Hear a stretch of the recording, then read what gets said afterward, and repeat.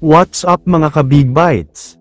Manny pinabalik sa Las Vegas, may announcement ang WBC. Pero bago ka sana magpatuloy sa panunood ay huwag mong kalimutang mag-subscribe sa aking YouTube channel. Tila hindi pa tapos ang kasaysayan ni Manny Pacquiao sa mundo ng boxing, sa dami ng nangyari nitong mga nakaraang linggo, ay muling nabuhay ang excitement ng mga fans matapos kumalat ang balitang muling pinatawag si Pacman ng WBC.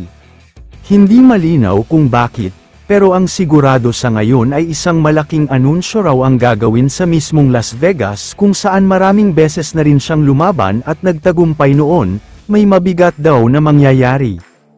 Ang iba'y iniisip na baka ito ay may kinalaman sa rematch. Ang ilan naman ay haka-haka na retirement ceremony ito, pero may mga insider na nagsasabing hindi ito simpleng event lang dahil history ang mangyayari ngayon. May mga nakita raw sa Vegas na ilang WBC officials na abalang-abala sa paghahanda ng isang espesyal na event. Kasabay pa nito ay napansin ng ilan na may tila ceremonial vibes ang lugar na parang may important announcement talaga.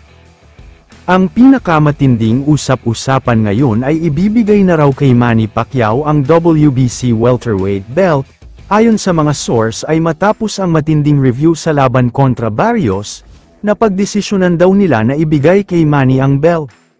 Kailangan daw kasi talaga nilang gawing official ang panalo ni Manny dahil deserve talaga niya ito. At bilang pagbawi sa naging kontrobersyal na desisyon ay plano daw itong itama ng WBC sa harap mismo ng media at mga fans. Kung totoo nga ito, napakalaking eksena ang tiyak na magaganap, hindi lang ito tungkol sa isang belt kundi ito'y pagkilala sa isang alamat na kahit may edad na ay pinatunayan pa rin kayang-kaya pa din niyang lumaban. Sinasabi pa ng iba na once in a lifetime na lang mangyari na ang isang desisyon ay babawiin at papalitan, ibibigay nga yan sa isang boksingero na talagang mas deserving makakuha ng WBC World Champion belt. Sa mga susunod na araw ay inaasahan ng lahat na magsasalita si Pacquiao tungkol sa imbitasyon ng WBC, dahil mukhang kumpirmado na talaga na isang malaking karangalan ang muling ibibigay ng WBC kay Pacman.